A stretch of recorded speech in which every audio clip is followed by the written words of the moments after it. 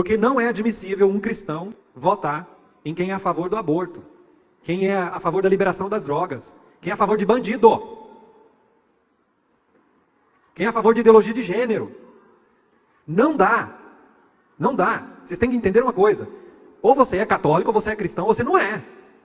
É incompatível você querer votar numa pessoa que é contrária à sua fé. Ou sua fé é de gaveta. É só aqui, no domingo. Amanhã, saiu dali, já não importa. Você pode votar no pior bandido já condenado em três tribunais. Três. Onde estão os nossos juristas? Onde estão os nossos advogados? Católicos, cristãos, médicos. Nós vimos na pandemia. Cadê os médicos cristãos? Que deixaram se levar por uma politicagem vagabunda. Onde estão? Onde estão os cristãos? Os 80 e tantos % de que se dizem cristãos desse país? Advogados, médicos, professores. Os professores se deixaram levar por uma ideologia de socialismo, comunismo. Isso é contrário à sua fé. Professor comunista e católico e cristão não bate. É incoerência, é hipocrisia. Onde estão os nossos professores? Que ensinam moral. Agora não, os professores são os primeiros a fumar maconha na faculdade. A favor de liberação das drogas. Procura um pai e uma mãe que tem um filho drogado. Eu atendo aqui pai, mãe, avô, família aqui, ó, destruída, porque tem um jovem, um adolescente, uma menina que está nas ruas se prostituindo por causa de droga. E nós vamos votar em pessoas assim? Pode votar. Mas não diz que você é católico, não. Não diz que você é cristão, não. Porque é incoerência. Ou você é ou você não é. Casamento contra a família. Contra a família. Casa, separa casa, pode fazer o que pode ter um, duas, pode ter o que você quiser. Contra a família. A favor do aborto. Querem ensinar as nossas crianças? Isso me deixa indignado. E eu vou falar. Até espumar a orelha. Canto da boca já vai. Não mexa nas crianças. Essas mesmas pessoas que querem ideologia do gênero, sabia que elas olham para o estuprador, para o pedófilo, e diz que é doença? Como é que você pode votar numa pessoa dessa? Você como um pai, eu tenho muitas filhas e filhos hoje, é o de vocês é meu. Mas eu sonhava em ter uma filha. Eu vou admitir que um marmanjo entre no banheiro da minha filha e diz, eu sou mulher, e entre no banheiro da minha filha, porque se acha mulher. Nós estamos numa loucura. O mundo sem Deus é uma loucura. Loucura. E estamos assistindo tudo isso e achando... olha, nos países aqui em volta, comunismo e socialismo está sendo implantado, viu? E sabe por que eles ganharam? Eles não são a maioria, não são a maioria. Esse povo não tem fé, não tem Deus no coração, não são a maioria, não são. Sabe por que eles se elegem? Porque os bons não votam. Os bons, não gosto nem de A nem de B, não me envolvo. Não se envolve não, você vai ser governado por quem não presta. Está errado. Nossa fé, ou eu estou aqui como padre para mostrar para vocês que nós podemos virar um país comunista e vocês não vão ter missa não. Eu vou ser preso, se não morto. Nós não teremos liberdade religiosa, não. Para você ir na missa, não. É o que eles quiserem. E aqui no Brasil, não está muito longe, não. Foram as freirinhas expulsas? Foram. Agora aqui no Brasil, eles podem condenar, sabe o quê? Crime de abuso de autoridade religiosa. Sabe o que significa isso? Eu, como padre, não posso falar das coisas de Deus que é contrário a aborto, casamento homossexual. Eu não posso falar sobre nada disso, porque é um abuso de autoridade religiosa. Eu vou ser preso. E eu não posso ser candidato. Não posso, eu não quero. Mas vocês leigos têm que se envolver com política, sim. Porque se vocês não se envolverem, vocês vão ser governados por quem não presta. Nós não podemos ficar calados. Amém. Pior chaga desse país está no judiciário hoje. Que poderia colocar muita gente, bandido, na cadeia, solta. E ainda deixa que ser candidato ainda. Cadê a ficha limpa? Lei da ficha limpa. Foi por pressão da igreja, viu? A igreja ali, ó, lutando para quê? Para que não tivesse candidato ficha limpa, ficha suja. Mas hoje tem. Está liberado. Então esse país, lá fora, é visto como um país de cleptomaníacos. É uma cleptocracia. É um país governado, país regente, dominado por bandidos. Nós não podemos aceitar isso. Somos a maioria. Somos a maioria. Democracia significa a vontade da maioria, não da minoria, da maioria. E somos a maioria nesse país. Ou então nós estamos dizendo que somos católicos, cristãos e não somos. Nós estamos num momento muito delicado da história do nosso país. Talvez não haja em nossa história um momento tão preocupante como esse aqui. Nós temos visto nos últimos anos o país mergulhando numa crise moral.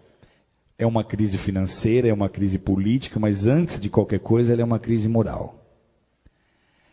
Você que fez o módulo História da Igreja comigo, você já tem mais fundamento e mais discernimento, porque eu te trouxe informações das raízes da maioria dos partidos de esquerda. Eu não consigo entender líderes evangélicos que se dizem marxistas ou socialistas. Por quê? Eu já contei essa história aqui inúmeras vezes. Eu sou descendente de russos e polacos que fugiram da Revolução Comunista em 1917. O meu avô chegou aqui no Brasil 2 anos antes. Meu bisavô, já crente, correu de lá. Por quê? Porque essa revolução, ela implantou o comunismo em muitas nações, como Polônia, como Ucrânia, como Romênia, entre muitas outras, e simplesmente eliminou, extirpou, extinguiu as religiões onde quer que essas nações estejam sendo dominadas. Eles prenderam pastores e eles mandaram pastores para Sibéria para morrer de frio, para serem torturados e morrerem congelados. O bloco da União Soviética, ele mergulhou numa densa treva espiritual, numa densa escuridão espiritual por 70 anos. Você chega na Rússia hoje e tenta pregar o evangelho, as pessoas não têm ideia nem de que seja Jesus. E essa filosofia é a filosofia que move todos os partidos de esquerda. Os ideais desses partidos são os mesmos ideais de Karl Marx, são os mesmos ideais de Engels. Na loucura das suas ideias revolucionárias, eles começaram a pregar e a ensinar que a desigualdade social que eles deveriam combater começa na família. Eles começaram a dizer que antigamente, se você lê a literatura que fundamenta as ideias desses partidos, eles começaram a pregar que a desigualdade social ela começa na família, porque lá atrás, segundo eles, quando nós viemos dos macacos, não havia marido e mulher. Todo homem era de toda mulher era de todo homem, e os filhos não eram de ninguém, os filhos eram de todos, como os animais. E todos dividiam e compartilham tudo aquilo que eles tinham. E aí alguns mais espertos resolveram plantar em maior quantidade, ter um gado em maior quantidade para ter uma maior provisão, e para isso eles precisavam de gente trabalhando, e aí eles começaram a tomar mulheres para eles, gerar filhos para colocar como escravo no trabalho. Então eles dizem, a família é a culpada da desigualdade social, e essa é, queira você acreditar nisso ou não, a raiz que movimenta tantas ideias e tantos projetos de lei que tentam sendo aprovados, tentam se aprovar no Brasil, com a intenção de destruir a família tradicional, de destruir a família modelo judaico-cristã. Esses são os partidos, amados, que estão imputando na educação as cartilhas de gênero sexual, como nós temos vendo, de ideologia de gênero.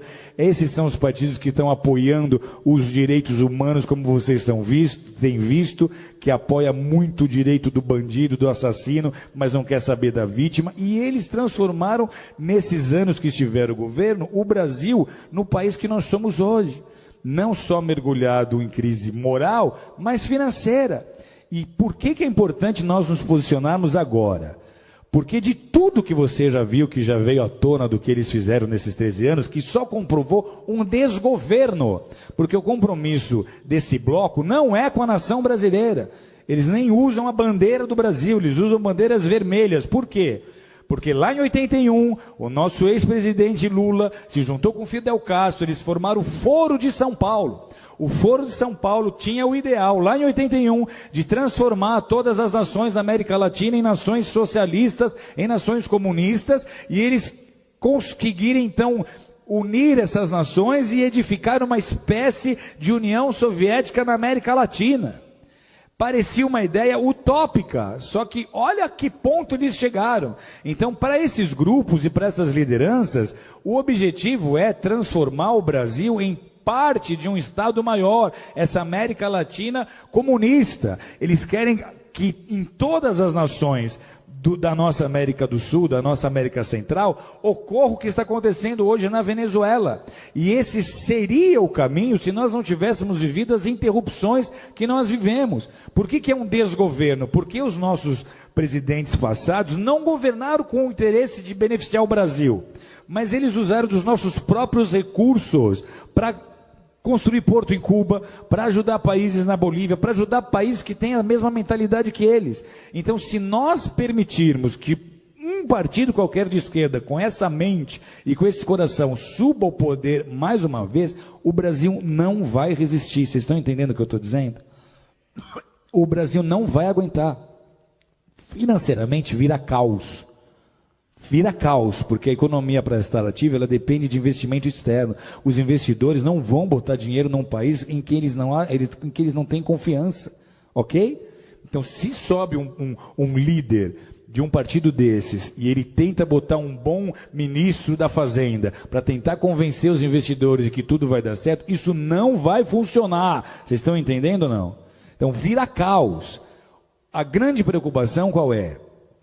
Se esse governo agora, essas eleições agora, sobe um partido como esse, a crise que nós estamos vivendo, ela é tão séria que a gente teme de verdade até uma revolução. Porque vai ser muito fácil as pessoas do centro, oeste, sul e sudeste não aceitarem esse governo. Vai ser muito fácil nós começarmos a ver manifestações políticas sérias. Vai ser muito fácil a população começar a exigir uma intervenção militar. Uma intervenção militar era um assunto nem cogitado em rodas de bar há 2, 3 anos atrás, mas hoje está se tornando um assunto em pauta, porque se nada acontecer, amados, alguém aqui conhece alguém que morou na Venezuela, que veio da Venezuela? A Venezuela, até muito pouco tempo atrás, era um país próspero. Eles têm petróleo. Sabe o que falta hoje na Venezuela? Falta papel higiênico. Sabe o que aconteceu há 4 anos atrás? Eu estou numa sauna, no Vale Nevado, conversando com um venezuelano que tinha ido esquiar. E ele conta, a Venezuela está faltando papel higiênico. Isso há 4, 5 anos atrás. E eu falo, mas como é que começou isso? Ele fala, começou como está acontecendo com o Brasil. Começou trazendo médicos de Cuba. Então, tudo que eles fizeram na Venezuela, eles iam tentar fazer no Brasil. Se nós dermos a oportunidade deles subirem ao governo de novo, não será mais como foi da primeira vez. Você não vai ver o Lulinha Paz e Amor. Você vai ver o Lulinha revolucionário que vai tentar implantar o modelo político que ele acha que é o melhor para o Brasil. Sabe o que acontece com a igreja num cenário como esse? Tem ideia ou não? Primeiro, os nossos valores já estão sendo desprezados. Nós, para eles, somos o ópio do povo. Eles não veem valor naquilo que nós fazemos. O marxista raiz, ele é ateu. O evangelho para ele não significa nada. Ok? Então, para a igreja, esse é o pior cenário possível. Deus está no controle, sempre esteve e sempre estará. Mas a gente transforma uma nação com oração e com consciência na hora de votar.